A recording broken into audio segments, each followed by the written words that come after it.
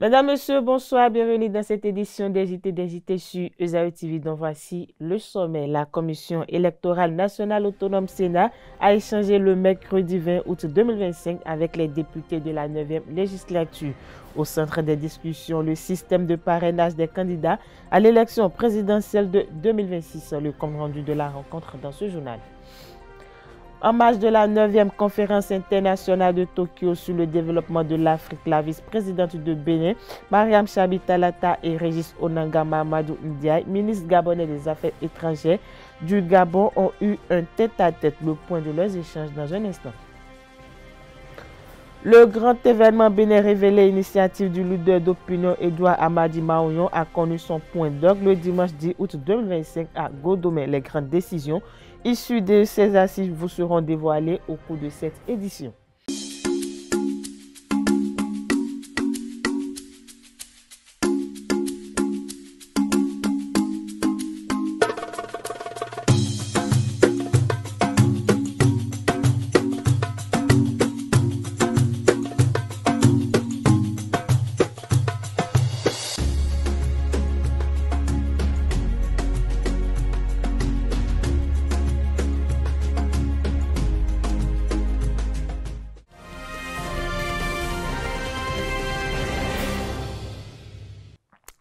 À nouveau, bonsoir. Le mercredi 20 août 2025, une délégation de la Commission électorale nationale autonome a rencontré à Porto-Novo les députés de la 9e législature. En point de mire, les conditions d'opéralisation du parrainage et la procédure de délivrance du formulaire. Sur les conditions, Boukari Adama, directeur général des élections, indique qu'elles sont au nombre de 2, commutatives et obligatoires. Le compte rendu de la séance avec nos confrères de la télévision Hémicycle. Merci. Ils détiennent chacun un laissez-passer indispensable à la candidature des duos candidats à la présidentielle de 2026, le parrainage. Sur le processus de délivrance de son formulaire, la Commission électorale nationale autonome Sénat entend maintenir le dialogue avec les parrains dont font partie les députés qu'elle a rencontrés ce mercredi 20 août 2025. Dans le cadre de l'organisation des élections, la Commission électorale nationale autonome Sénat de notre pays joue un rôle crucial dans la consolidation de la démocratie. Il lui revient la lourde mission d'assurer la mise en place d'un processus électoral transparent, crédible et inclusif. C'est à cet égard qu'en prélude aux prochaines élections générales de 2026, au cours desquelles la modification du code électoral évoqué ci-dessus sera appliquée pour la première fois, les membres de la Sénat se proposent d'échanger aujourd'hui avec la représentation nationale sur les conditions et modalités de mise en œuvre des parrainages. Sur le formulaire que propose la Sénat, chaque information à renseigner est déterminante pour sa validité. Vous allez vérifier devant la machine, l'écran de la machine, les données personnelles qu'on a déjà préchargées. Une fois que vous vérifiez et que c'est conforme, l'agent va donc confirmer et intégrer les données personnelles de l'élu dans le formulaire. Encore une fois, il va vous être demandé de vérifier s'il y a une exactitude de données personnelles.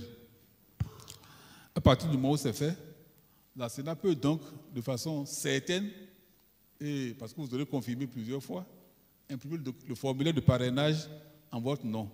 Entre inquiétudes et recommandations, les interventions des députés ont suscité quelques précisions du directeur général des élections. Mon souci, c'est qu'il sera directement imprimé sur place avec les noms et prénoms du duo de candidats que nous allons parrainer. Est-ce que c'est bien cela ou alors est-ce que nous prenons le formulaire, nous le remplissons et que nous remettons au duo de candidats? Si quelqu'un perd son document, si on le braque, comme vous pouvez vous imaginer ce qui va arriver, et on lui prend ça parce qu'on cherche un élu quelque part pour empêcher quelque chose. Si on fait des choses comme ça, est-ce que le gars peut revenir chercher un duplicata? Ou s'il remplit mal, est-ce qu'il peut demander une autre fiche? Donc, c'est tous ces éléments-là que je souhaite pour lesquels je souhaite des explications. Si je choisis un parrain X et que demain, bon, j'ai envie de choisir le parrain Y, est-ce que je peux venir vous donner celui que j'ai donné? Il dit, bon, retournez-moi, notre fiche, je remplis. Le rôle des partis politiques dans ce processus-là, puisqu'il est dit dans notre loi que les candidats à venir sont proposés donc par les partis politiques. À quel niveau le parti politique doit intervenir? Le formulaire n'est pas rempli sur place, c'est juste le nom que vous vérifiez. C'est tout. On ne remplit pas le formulaire sur place. Oui, la duplicata de fiches, oui, nous devons le faire parce que si on vous remet votre fiche, nous devons garder une copie hein, avec les références pour la traçabilité. Si demain il y a un contentieux autour, qu'est-ce que nous aurons à la Sénat? Donc c'est de ça qu'il s'agit. Hein. Donc on le délivre en un exemplaire, mais on garde un exemplaire à la Sénat et avec le registre sur lequel vous avez déposé les signatures. L'option que la Sénat a faite, c'est de communiquer directement avec les parrains potentiels, qu'ils soient députés et ou maires. On a communiqué avec eux directement. Les questions des partis politiques vont ramener à d'autres arrangements de partis politiques. Nous ne pouvons pas nous immiscer dans ça. Les députés savent désormais à quoi s'attendre à propos du retrait du formulaire de parrainage le moment venu. La Sénat entend maintenir ce dialogue avec eux et les autres parrains pour jouer son rôle en toute transparence. À moins d'un an de la présidentielle de 2026, le débat sur l'après-talon s'intensifie. Reçu le dimanche 17 août 2025 sur l'invité l'émission politique de Esaü TV, Prudent Victor Tokpanou, député de la 9e législature et maître de conférence en sciences politiques, a défini le portrait que devrait incarner le prochain président du Bénin. Suivons-le au micro de Esaü Télévision. On n'a pas encore d'héritage. On a encore quoi? On ne doit pas encore en parler. Non. Si vous parlez de l'héritage maintenant, tout ce qui viendra après, vous allez le mettre dans quelle catégorie? Attendons encore quelques mois. Pour vous, il s'agira d'un dauphin ou d'un homme providentiel? Ah, vous voulez parler de la succession? Oui. Oh, je ne sais pas. Il n'y aura pas d'homme providentiel, il n'y aura pas de dauphin, il y aura un successeur. Un successeur. Voilà. Vous vous voyez par exemple dans cette peau? Moi? Oui. Oh non, ça ne se passera pas comme ça, pas sur un plateau de télévision. Non, je ne pense pas. Non. Parce qu'on entend dans certains partis politiques, certains sont candidats à la candidature. Oui, bon, ces partis feraient mieux de nous imiter. À l'UPR, nous sommes beaucoup plus disciplinés, ça ne se fait pas comme ça. Ça ne se fait pas comme ça. Nous sommes le plus grand parti du Bénin, en tout cas, au jour d'aujourd'hui. Donc vous pensez que ces partis devaient rappeler à l'ordre leurs militants, c'est ça? Je pense que c'est le minimum, sinon ça n'a aucun intérêt. Sauf si c'est le parti lui-même qui ouvre la foire aux candidatures et donc tout le monde en dedans, tout le monde se présente, en tout cas ceux qui ont l'intention peuvent se présenter. Mais si le parti n'ouvre pas, je veux dire, la foire ou le marché aux candidatures et que chacun dans son coin le fait, c'est plus un parti. Est-ce que ce n'est pas l'expression de la démocratie au sein du parti qui peut amener... Non, l'expression de la démocratie, c'est qu'ensemble, ils aient convenu d'une période pour ça, que la période arrive et que tout le monde, donc, à ce moment-là, se lance. Mais si le parti n'a pas prévu et que si eux-mêmes ne se sont pas entendus pour prévoir une date et que du jour au lendemain, chacun se lève dans son coin, ils fragilisent le parti. Ils fragilisent le parti à ce niveau-là. Pour vous, quelles doivent être les qualités que le successeur doit avoir? Si vous c'est une question à laquelle j'avais pas pensé, mais si vous me demandez, vous me posez cette question que je dois vous répondre, la personne doit être une parfaite synthèse entre Soglo, Kérékou, Yahi et Talon. Et il vous a demandé les qualités du successeur du prochain candidat. Moi, j'aimerais plutôt demander les majeurs défis qu'il attend, qu'il devra relever. Oui, d'abord, essayer de maintenir le cap. Ça ressemble fort au slogan d'un parti, mais c'est très important. Je fais partie de ceux qui pensent que le président Talon a amené le pays à un niveau où jamais qu'on n'a jamais atteint. Il ne faut pas qu'on redescende. Donc, il faut que le successeur puisse être en capacité de maintenir le cap. Et ensuite, faire mieux. Mais comment le contraindre à faire mieux? Le contraindre, ça c'est différent, ça c'est l'opinion. C'est vous qui faites l'opinion, la presse. Si vous avez demain un président qui commence par détruire tout ce qui a été construit, puis vous le laissez, qu'il a le sentiment qu'il n'y a aucune opposition en face, il va continuer. Mais s'il commence, que l'opposition à l'Assemblée lui dit attention, nous avons des acquis collectifs Parce que tout le monde s'est sacrifié pour avoir ces résultats d'aujourd'hui. Tout le monde. Il y a je vais dire, les populations les plus fragiles, qui n'avaient au départ que de petits commerces, et qu'on a essayé de soumettre à une imposition, même peut-être qu'ils ne le payaient pas, mais que de façon effective, ils ont commencé par le payer. Tout le monde paye régulièrement ses impôts. Si vous ne les faites pas, vous avez droit à un redressement fiscal. Bon, donc je veux dire, quand on a fini de faire ça, on a eu droit à un effort collectif. Tout le monde s'est mis à, comme disait le président de la République au départ, tout le monde s'est serré la ceinture. Voilà. Et donc aujourd'hui, les résultats d'aujourd'hui... Est-ce qu'elle a déjà desserré cette ceinture aujourd'hui? Non. Mais on a juste enlevé un trou. Non, je pense qu'il n'a pas intérêt à l'enlever avant de partir. Peut-être que si on doit desserrer la ceinture, ça doit être la prochaine gouvernance. Mais pas celle-ci. Parce que si le président, après avoir tenu de cette manière un peu plus de 9 ans, dans les derniers mois, il baisse la garde, ce serait un désastre. En tout cas, c'est ce que je pense. Il ne m'a pas demandé mon avis, mais s'il demande mon avis, je ne lui conseillerais pas de descendre la garde. Si descendre de garde, il doit y avoir, ça doit être après lui. Je l'annonçais à l'entame de cette édition, le grand événement Bénin révélé, initiative du leader politique d'opinion Edouard Amadi Maouyon a connu son point d'orgue le dimanche 10 août 2025 à Godomé. Cette célébration s'inscrit dans une dynamique de valorisation du système partisan béninois visant à reconnaître et honorer les acteurs politiques clés dont l'engagement contribue au renforcement de la démocratie locale.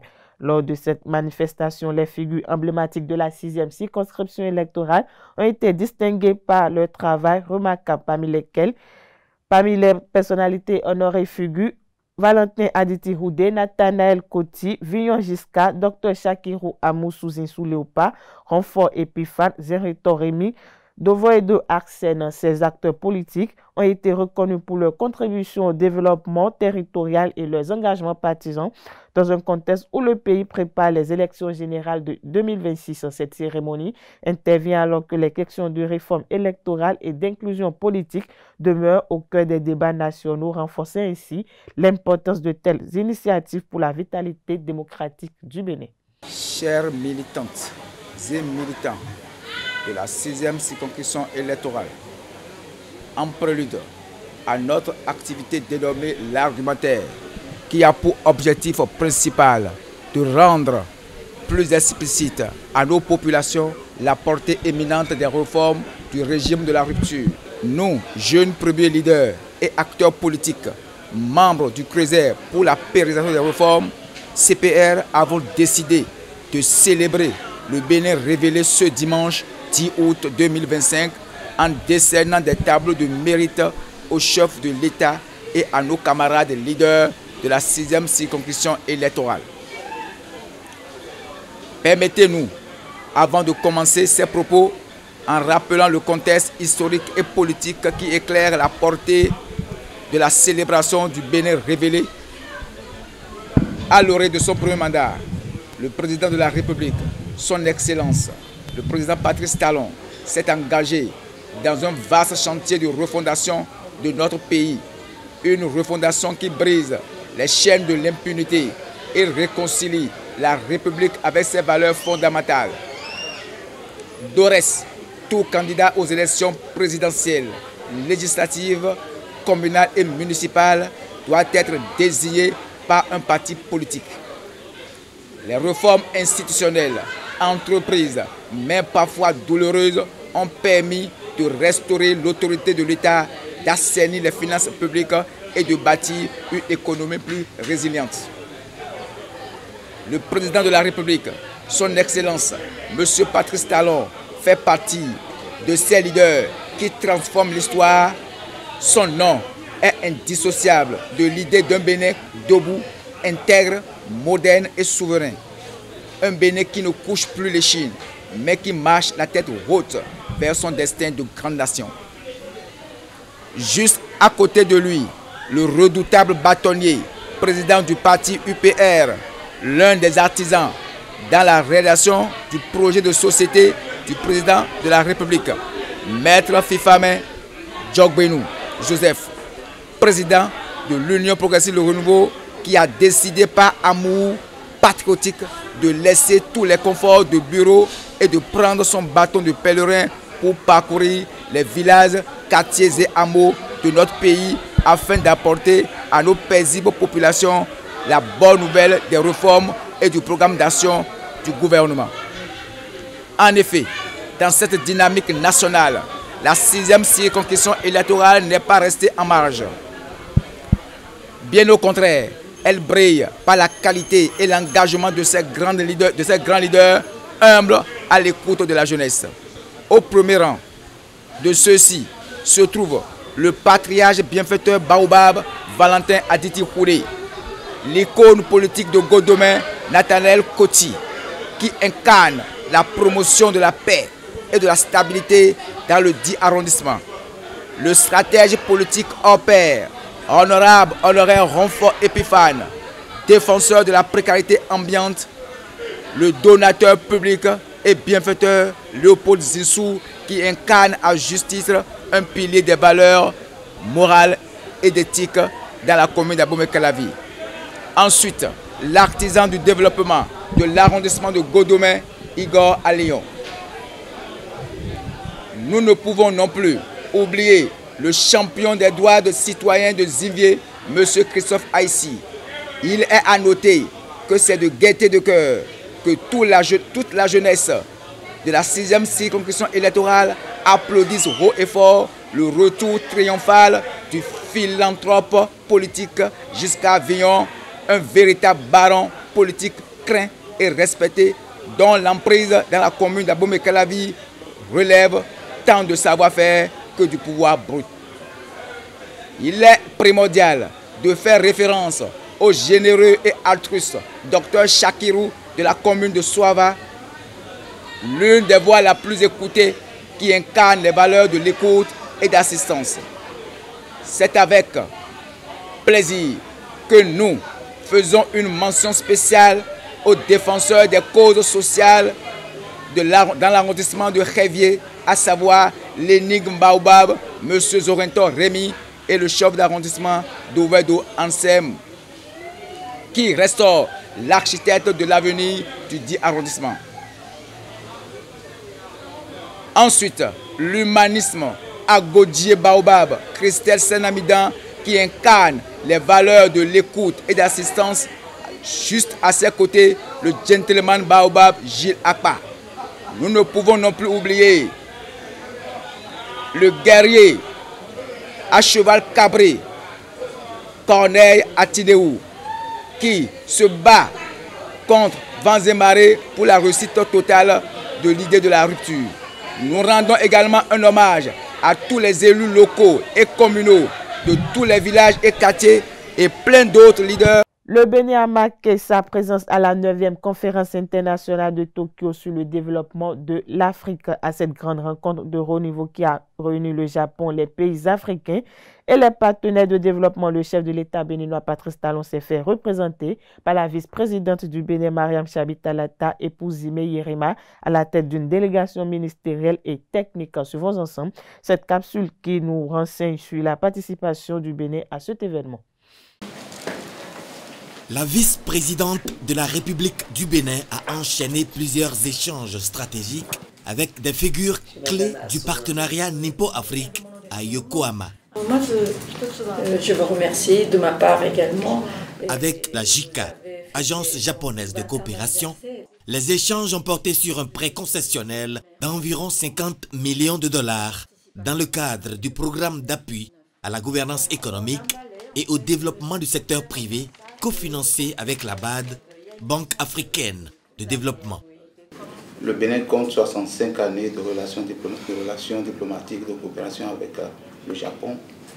Mais depuis les années 1980, le Bénin n'a plus obtenu de prêts concessionnels du Japon.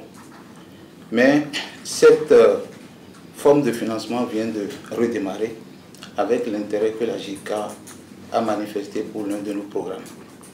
En réalité, en 2023, le Bénin a mis en place un programme d'appui à la gouvernance économique et au développement du secteur privé, qui a eu des résultats extraordinaires en 2023 et en 2024 avec des financements successifs de la BAD. Nous sollicitons en fait un appui complémentaire de la JICA pour finaliser le financement en fait de l'intégralité des phases que concerne en fait cet échangeur qui va désenclaver les routes de Cotonou, éviter en fait la congestion, la pollution, et c'est pour le bénéfice des populations à laquelle Madame la vice-présidente est très attachée avec son gouvernement.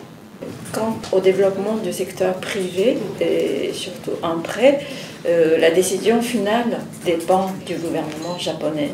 Mais de notre côté aussi, on a continué nos efforts d'étudier la possibilité, tenant compte de cette coopération depuis 1996.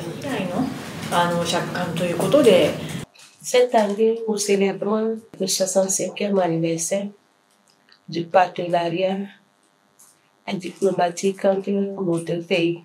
En 65 ans, beaucoup de choses se sont passées dans le cadre de cette coopération-là, sur le plan énergétique, au niveau des transports, au niveau de la santé, de l'agriculture.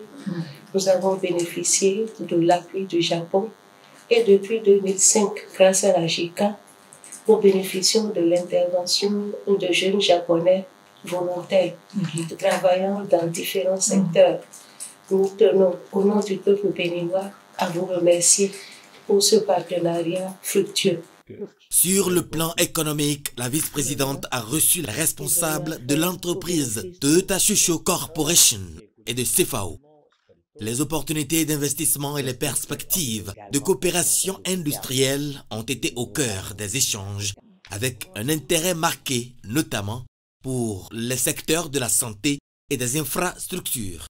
Le Bénin est un marché consommateur de vos produits et également consommateur de vos services. Mais jusque-là, nous faisons du commerce et j'espère qu'avec ce que vous êtes en train de faire à Glotipé, nous allons pouvoir passer également dans l'allée de vos fournisseurs en produisant quelques pièces de vos véhicules que nous achetons déjà.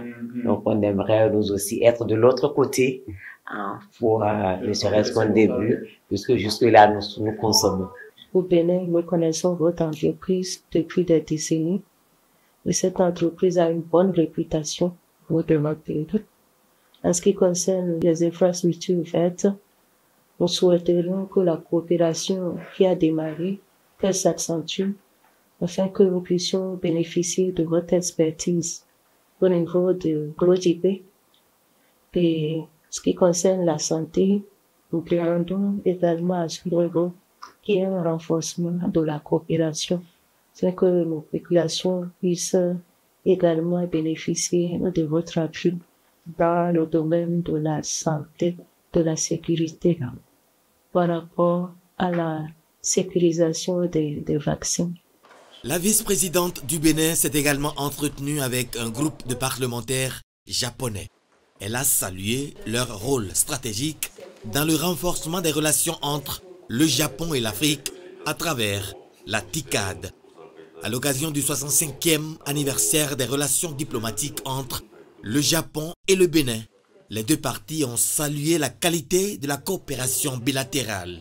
La vice-présidente a exprimé sa gratitude pour les projets structurants appuyés par le Japon qui contribuent significativement au développement du Bénin. Les discussions ont également mis l'accent sur la promotion des investissements privés japonais. Dans un climat marqué par la coopération internationale et les partenariats stratégiques, la vice-présidente du Bénin, Mariam Chabi-Talata, épouse Yerema, multiplie les rencontres de haut niveau en marge de la TICAD, entre remerciements au gouvernement japonais pour son appui au développement du Bénin, plaidoyer pour l'accueil de jeunes volontaires nippons, échange avec l'OIM sur la migration de jeunes et ouverture vers de nouveaux investissements pharmaceutiques. Le Bénin confirme sa volonté de s'ouvrir davantage aux partenariats porteurs et durables.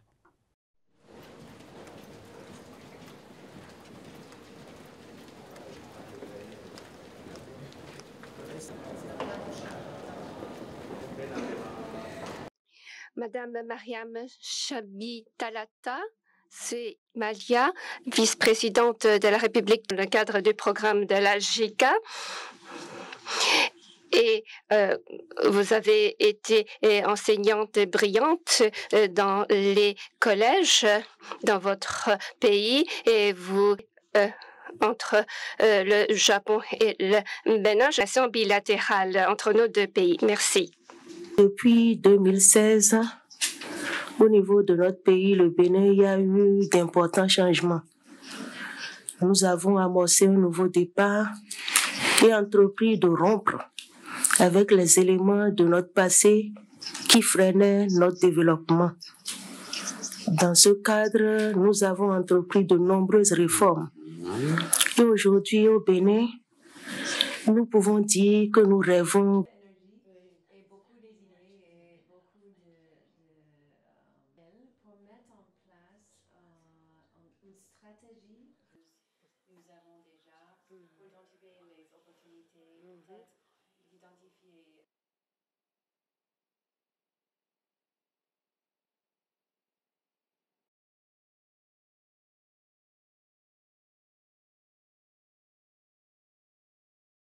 comme que vous êtes la première femme directrice générale de l'OIM depuis sa création en 1951. En ce qui concerne l'immigration et la sortie de nos jeunes dans des conditions peu sécurisantes. Et ils ont besoin de personnes qui peuvent travailler dans leur entreprise. Oui, et j'ai déjeuné avec même pour le transfert de compétences, même pour le transfert de ressources financières, mais aussi pour augmenter la capacité de payer. J'ai discuté ça avec les donateurs en Europe.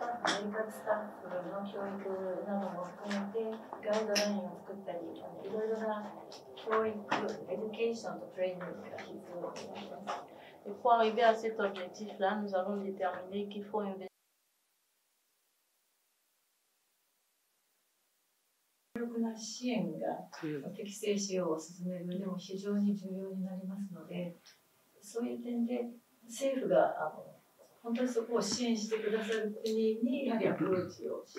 Penser à un partenariat avec nos universités, nos centres de recherche, mais puisque vous n'êtes pas que dans la recherche, vous êtes également dans la sur nos populations. Et je crois que c'est ce que leur entreprise propose.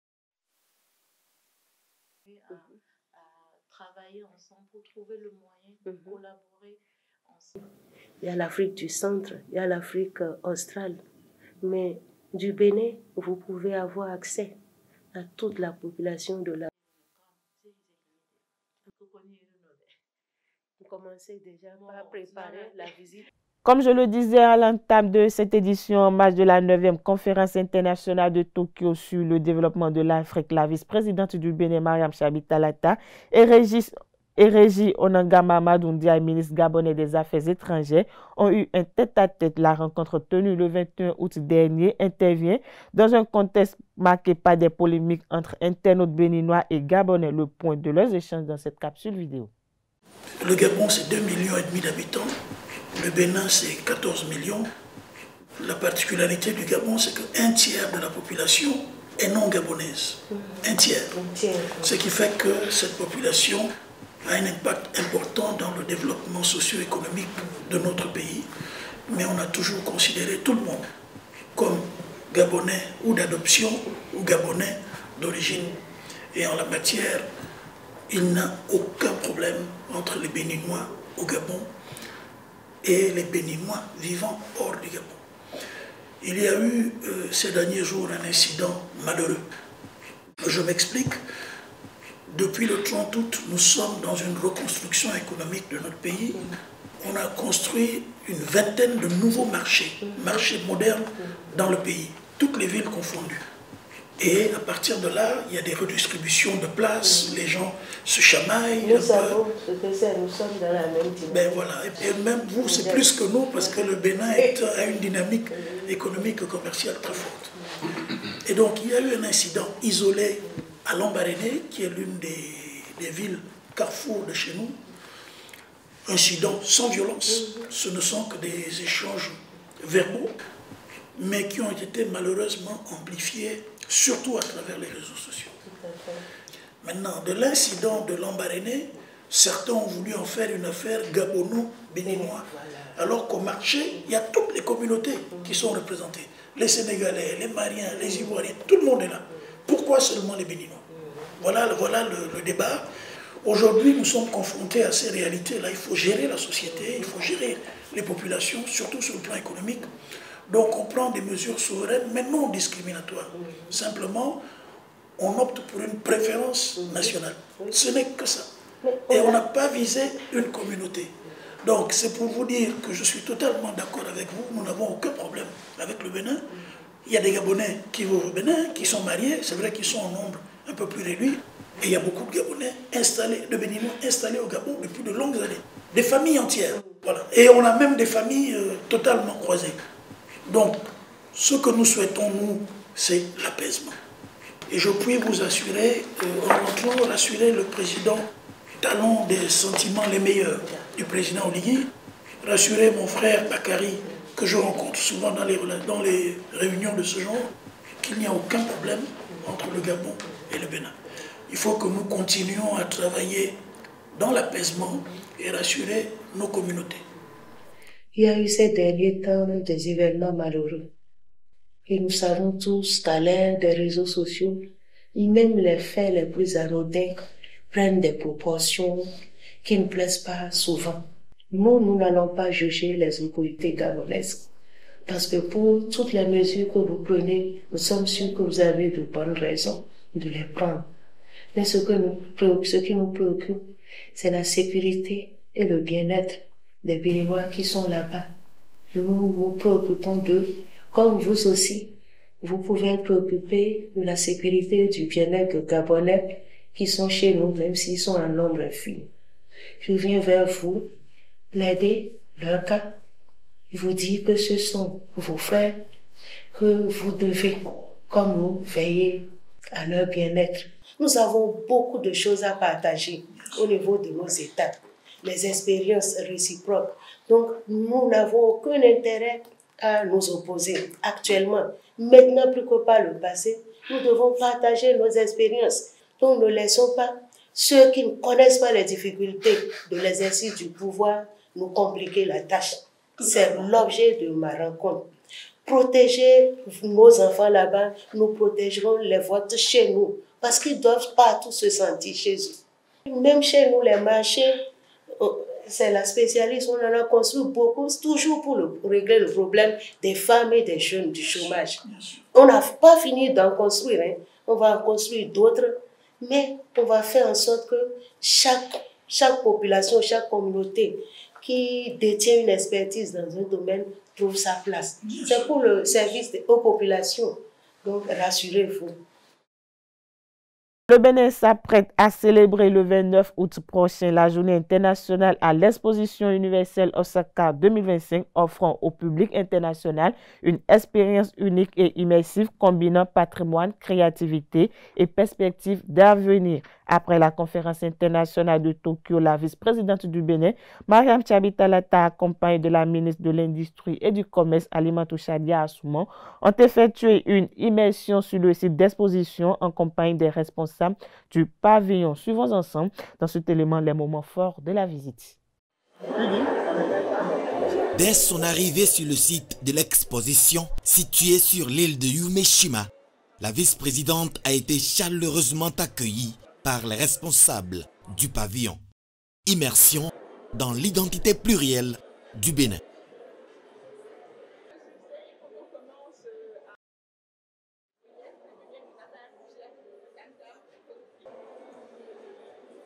Le trône imposant du roi Guézo force l'admiration dans cet espace diversifié du pavillon.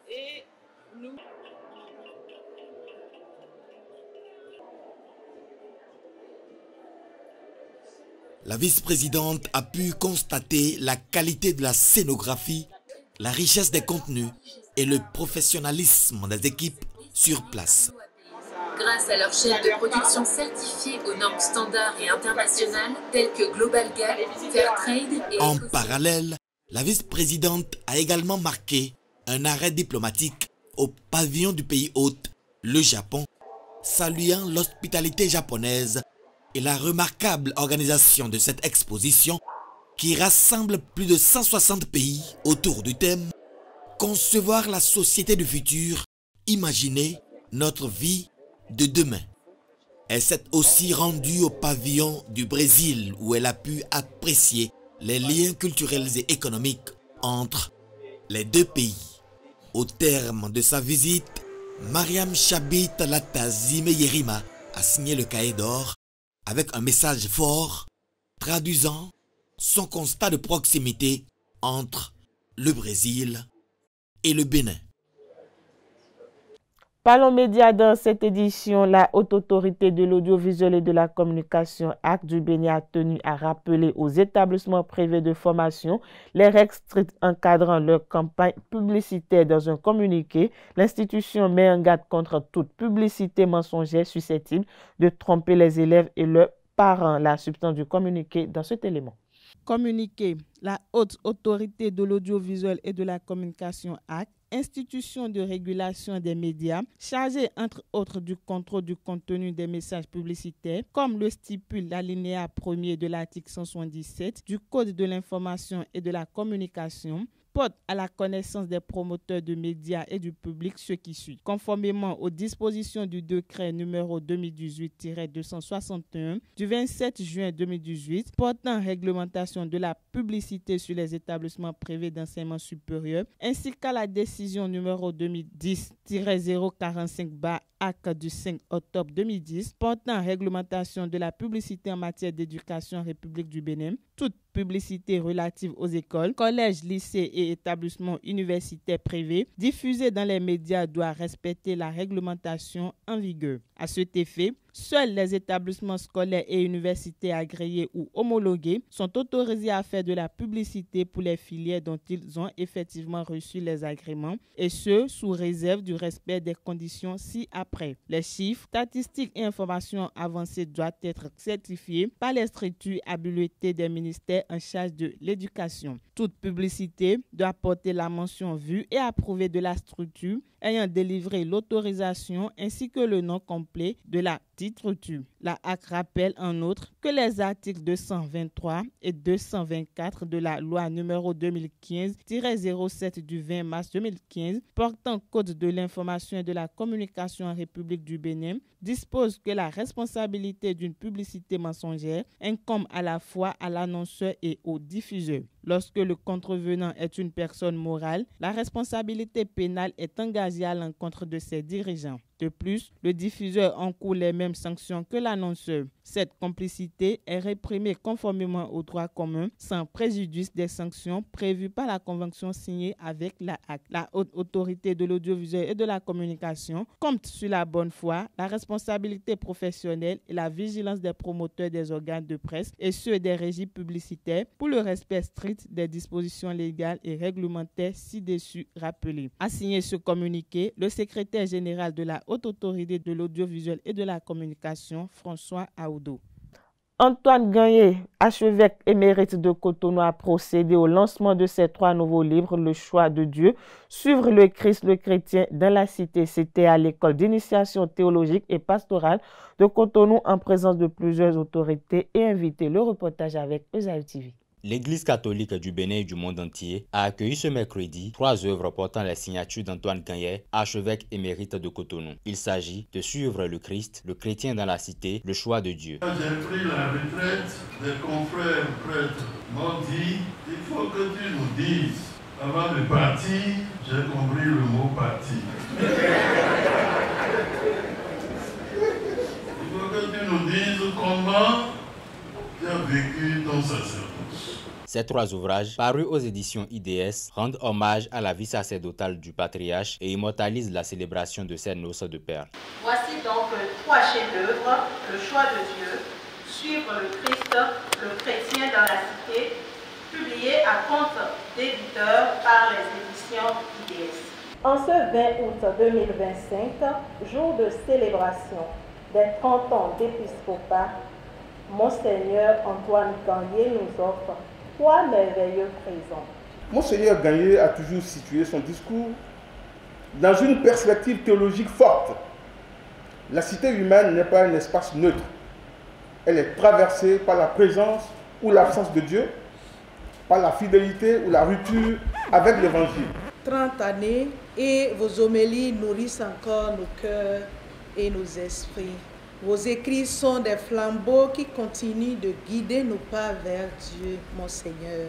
Des textes qui sont pensés et écrits pour être accessibles à un public varié afin d'offrir une expérience intellectuelle et religieuse ouverte à tous. Condensé d'exhortations empreintes de mes convictions à partir de l'expérience sur la beauté du sacerdoce, la grâce de la consécration à partir de l'Eucharistie, don de Dieu. Il s'adresse non seulement aux âmes consacrés que nous sommes, mais aussi à tout fidèle du Seigneur. 30 ans a inspiré, enseigné et propagé la parole de Dieu. La communauté s'en souvient encore. 30 ans d'épiscopat, 3 livres qui nous livrent aujourd'hui et qui sont réellement le condensé, je dirais, de toute son expérience, et 3 thèmes majeurs qui résument aussi toute sa vie.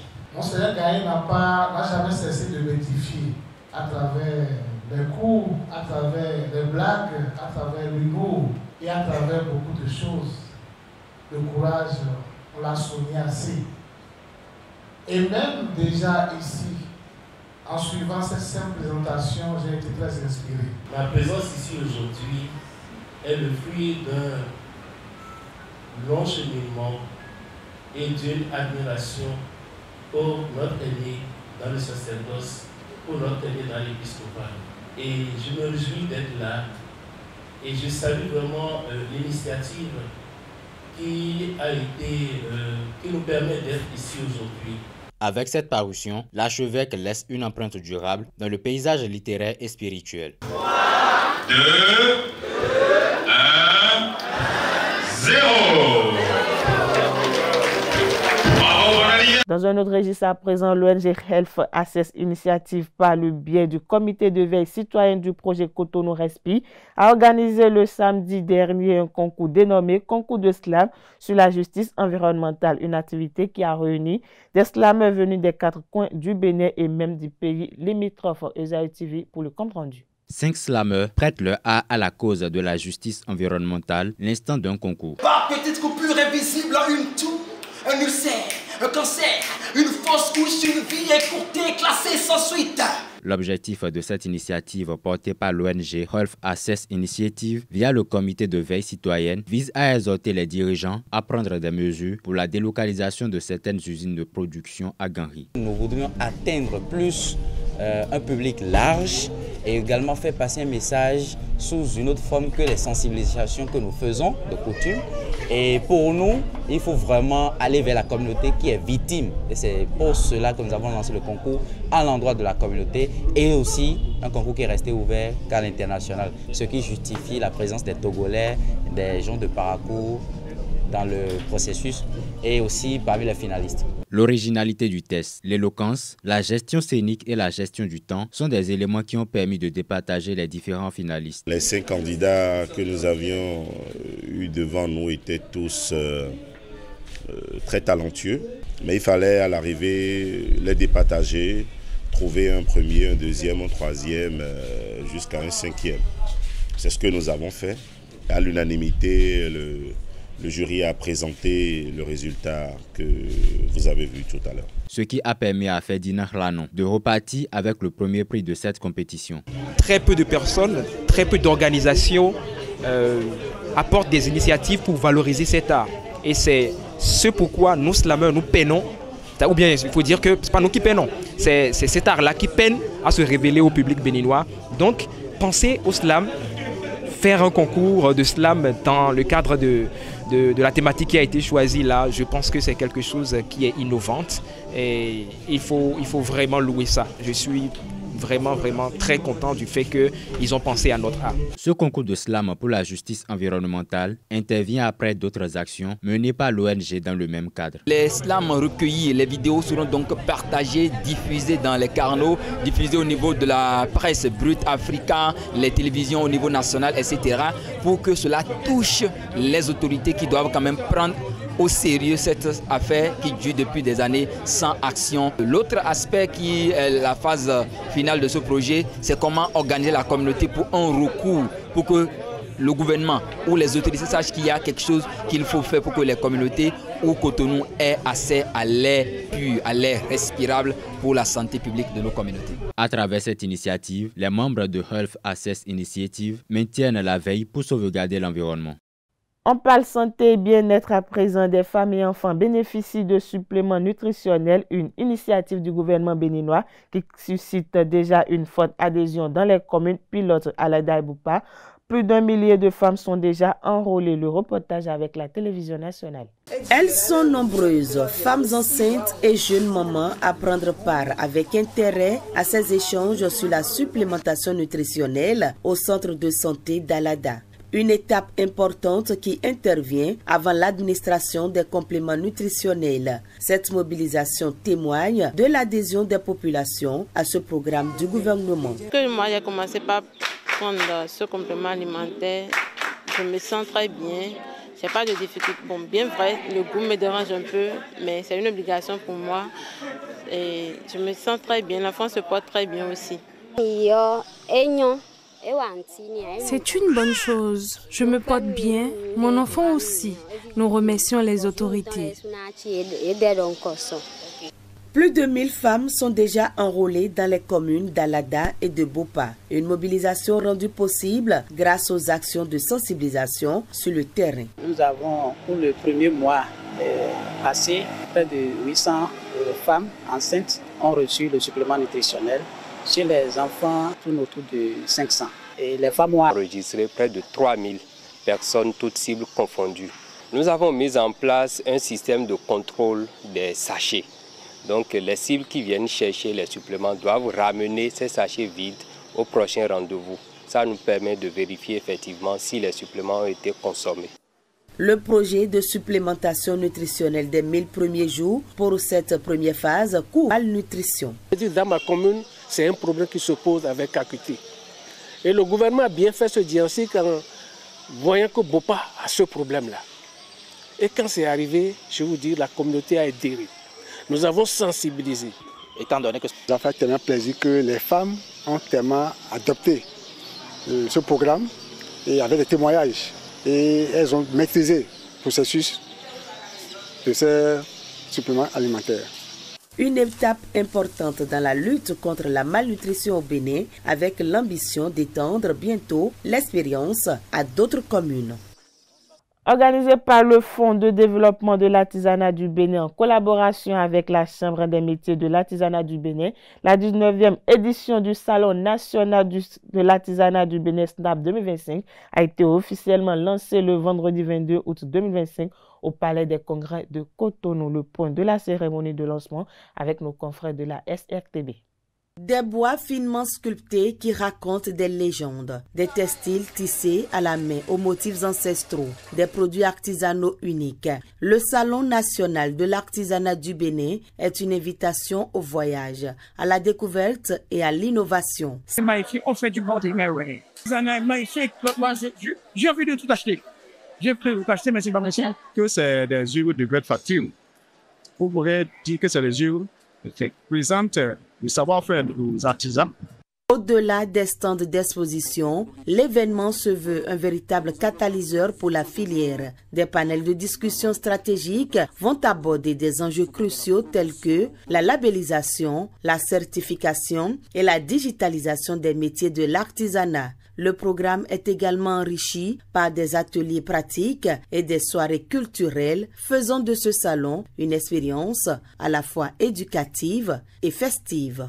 Des actions de promotion de cette nature méritent d'être menées pour non seulement faire découvrir les talents et le génie créateur de nos artisans, mais aussi et surtout susciter de façon continue la consommation des produits fabriqués et transformés chez nous. Le Salon national de l'artisanat du Bénin, SNAB, a pour objectif d'encourager l'esprit de créativité chez les artisans, de promouvoir les produits artisanaux sur les marchés locaux et étrangers, de favoriser progressivement leur substitution aux produits importés et de préparer les artisans béninois aux salons et manifestations à l'international. Des prix seront décernés aux meilleurs artisans qui auront fait preuve de créativité, d'originalité, d'innovation dans leurs œuvres exposées par un jury de professionnels et d'artisans qui font autorité dans leur secteur d'activité. Cette année, le voyage des arts s'étend même jusqu'au Maroc, mais à l'honneur ajoutant une touche maghrébine à cette foire déjà riche en couleurs. Depuis bientôt 5 ans, plusieurs jeunes entre 15 et 30 ans dans tout le Bénin sont sur la voie de l'emploi grâce au programme Azoli. Azoli, qui est une plateforme d'insertion à l'emploi salarié ou indépendant avec pour but de pallier le chômage. Interrogé sur le programme, des responsables donnent leurs appréciations sur cet outil qui a sorti des milliers de jeunes de l'inactivité et même de la précarité. On les écoute dans cet élément que nous proposent nos confrères de la télévision nationale. Quand elle a entendu parler du programme Azoli, Karine n'a pas hésité. Elle décide d'essayer, de se relever, de croire encore. Je viens de la Takora, précisément à Materi. Je suis d'une famille de 4 enfants, 3 filles, 1 garçon. Moi-même, je suis mère d'une fille et je suis devenue veuve très jeune. J'ai entendu parler d'Azoli. Quand je suis partie, le temps est arrivé, ils m'ont appelé pour le travail. Le département dans lequel on m'a placé était le département de iron, c'est-à-dire repasser les habits. 2 mois, 3 mois après, ils m'ont déplacé sur le folding. Le folding veut dire plier les habits. Aujourd'hui, elle apprend un métier. Elle n'est plus invisible, elle devient capable. Karine peut désormais payer son loyer, nourrir sa fille, offrir un peu de dignité à sa famille, se regarder avec fierté. Je vois qu'il y a un très grand changement et ce changement est très bon pour moi parce que je me débrouille pas mal. Ce que je n'arrivais pas à faire auparavant, je le fais aujourd'hui sans problème. Avec Azoli, je subviens à tous mes besoins et je pense avoir plus que ce que j'ai aujourd'hui parce que je vais me donner à ce que je suis venu faire. Pour moi, Azoli est une meilleure solution au problème d'emploi des jeunes au Bénin. Même la directrice de l'antenne ANPE est venue la féliciter. Parce que Karine, c'est plus qu'un parcours, c'est une leçon de vie. Aujourd'hui, grâce au programme Azoli de l'Agence nationale pour l'emploi, plusieurs jeunes ont pu tirer leur épingle du jeu, comme c'est le cas de Madame Karine, qui arrive à subvenir clairement à ses besoins. Aujourd'hui, Karine reprend espoir, car elle sait que demain est indubitablement meilleur. Retour à présent sur le drame qui est survenu le week-end dernier, plus précisément dans la nuit du samedi 16 au dimanche 17 août sur le fleuve Ouémé. Le bus a été repêché, plusieurs corps ont été récupérés. À propos, je vous invite à suivre les propos des préfets du Colline et de l'ambassadeur du Niger au Bénin à ce propos. Des parents et proches des victimes encore sous le choc. Mais avec courage et abnégation, les secours béninois, appuyés par les forces navales, ont réussi à sortir des eaux du fleuve Ouémé l'épave du bus de la compagnie STM. Une opération longue et difficile rendue possible grâce aux moyens techniques mobilisés par le gouvernement. Le bus était immergé jusqu'à plus de 15 mètres de profondeur. La plupart des ingénieurs qui ont apprécié la situation estimaient que c'était impossible pour nous de sortir le bus de l'eau. Mais on leur a démontré que c'était possible. Tout ce que nous avons obtenu comme moyen, les instructions sont parties du président de la République. Je veux dire merci à Dieu parce que ce n'était pas évident puisque nous sommes en période de crue, comme vous avez pu le constater. Et si on n'a pas réussi hier, c'est parce que les courants d'eau étaient très forts. Mais par sa grâce, aujourd'hui, les courants ont été calmes. Je saisis l'occasion pour dire encore un grand merci au gouvernement, à son chef, le président Patrice Talon, aux parents des victimes. Je leur dis toute ma compassion, toutes mes condoléances et nous restons en union de prière. À l'intérieur de ce véhicule broyé par la violence du choc, des corps sans vie retrouvés, retirés avec soin et placés sous scellés. Des bagages, témoins silencieux de ce drame, sont également repêchés. Les chiffres qui sont communiqués sont provisoires parce que les recherches sont en cours. Mon petit frère s'est nommé Abdrazak Insa et son enfant qui était resté dans le bus pour nous actuellement. Bon, on prie le bon Dieu est tout puissant, celui qui est capable de tout, qui n'a qu'à nous aider à faire sortir nos cadavres, au moins pour l'enterrement. Sur place, la solidarité est palpable. Autorités béninoises et nigériennes côte à côte. Cette marque d'amitié, en tout cas, nous a beaucoup touchés parce qu'on a vu vraiment la manière dont nos ressortissants qui sont victimes de cet accident ont été pris en charge. Maintenant, notre doléance par rapport aux corps qui sont sortis. La Fondation Sylvanus Haïti a tenu une campagne de salubrité le week-end écoulé au quartier Vosakpodi Fifadi et Begame. Au cours de cette séance, Sylvanus Haïti et son équipe ont sensibilisé la population du 9e et 10e arrondissement afin qu'ils maintiennent leurs environnements sains. Ezaï TV pour le reportage. L'image du quartier Vosakpodi dans le 9e arrondissement et celui de Begame Gbagoudo a changé ce week-end. La Fondation Sylvanus Haïti, dans sa campagne de salubrité, a posé ses balais et ses paniers dans ces deux quartiers dans sa vision d'un environnement sain. J'ai créé une fondation, c'est pour accompagner la population. D'abord, régler le problème de la santé. C'est primordial. Alors, est-ce qu'on peut parler de la santé sans parler du cadre de vie? Et je pense que pour aller dans la santé, nous avons d'abord pris l'initiative de nettoyer les rues, nettoyer tous les quartiers et puis aider la population à comprendre que l'entretien de son cadre de vie est capital. Donc aujourd'hui, nous ne balayons pas seulement ni ramassons seulement les déchets, non. Nous sommes en train de sensibiliser la population et que cela continue tous les jours. Ça va d'abord aider la population, aider nos jeunes frères et sœurs pour que nous d'abord nous éliminions une partie de nos petites maladies. Une initiative que louent les populations de Vosakpodi et Begame Gbagoudo. Ça me fait tellement une joie dans le quartier. Et au nom de la population, au nom de l'association des femmes, je remercie beaucoup le président Haïti.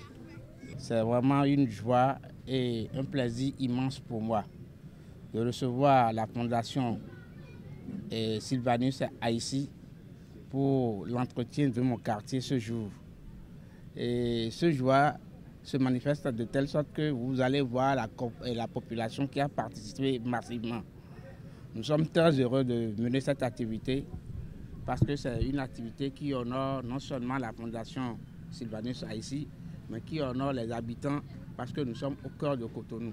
Pour s'assurer de la bonne collecte des déchets, la SGDS s'est jointe à la Fondation. Comme à l'habitude de la SGDS, tout ce qui concerne la salubrité dans les villes, et la SGDS accompagne tous ces mouvements.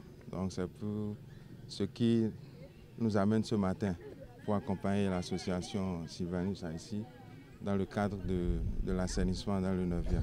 Le résultat est visible. Après des coups de balai, ces quartiers respirent un environnement plus sain. Sport dans cette édition pour boucler, décédé le mardi 19 août dernier à l'âge de 39 ans au Nigeria. L'annonce du décès de l'un des meilleurs buteurs de l'histoire de l'équipe nationale, Razaki Omotoyosi, a suscité une réaction, commentaires, mais surtout hommage sur les réseaux sociaux. Retour sur le parcours de l'illustre disparu dans cet élément que nous propose la télévision nationale.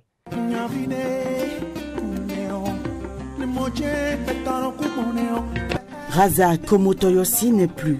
Le taureau de Pobé, le guerrier des pelouses, celui qui faisait battre le cœur des écureuils, a tiré sa révérence ce 19 août 2025 au Nigeria, sa terre natale. Et c'est tout un peuple qui ressent en silence la morsure d'un départ trop brutal, trop injuste. Il n'était pas qu'un simple attaquant. Omotoyosi incarnait la rage de vaincre, la passion brute du football, la fierté d'un pays tout entier.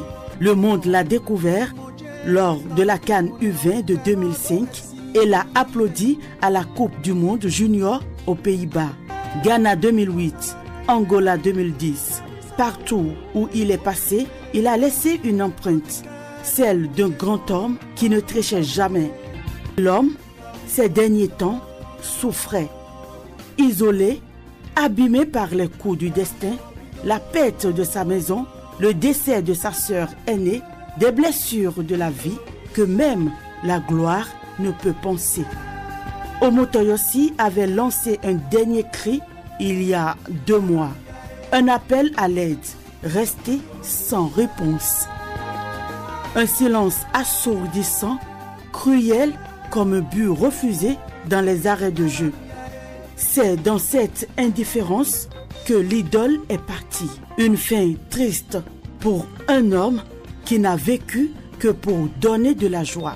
Le Bénin a perdu un joueur, mais plus encore, il a perdu un symbole, une mémoire vivante de son football, un ambassadeur au grand cœur. Le football béninois ne t'oubliera jamais.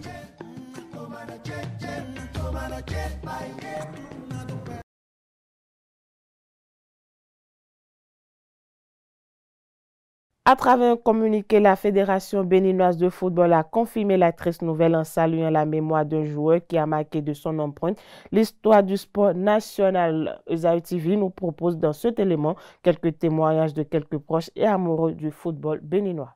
C'est vraiment triste, parce qu'il n'y a pas une structure pour prendre en charge nos joueurs à la fin de leur carrière. C'est quelqu'un qui s'est donné pour notre football et qui a été apprécié parce que c'est un buteur remarquable. Donc il a fait de son mieux pour faire briller notre équipe nationale. Mais dommage, nous avons appris qu'il y a 3 ou 4 mois, tout ce qu'il a comme bien ta maison a brûlé. On ne sait pour quelle cause. Et Vlan, on vient d'apprendre maintenant sa mort. C'est vraiment triste. S'il y avait une organisation sur pied, c'est-à-dire s'il y avait des structures qui les prennent en charge, de l'assurance qui les prennent en charge en son temps, quand ils finissent leur carrière, j'espère qu'ils ne seraient pas morts, ils n'auraient pas cette mort subite-là. Nous avons appris Gandia, et joueurs nous comptons des 2 buts victorieux, nous avons Coupe du Monde, nous avons bénéficié, un attaquant d'Aho, des 2 buts. Nous comptons, nous avons la Coupe du Monde. Bon, mais nous avons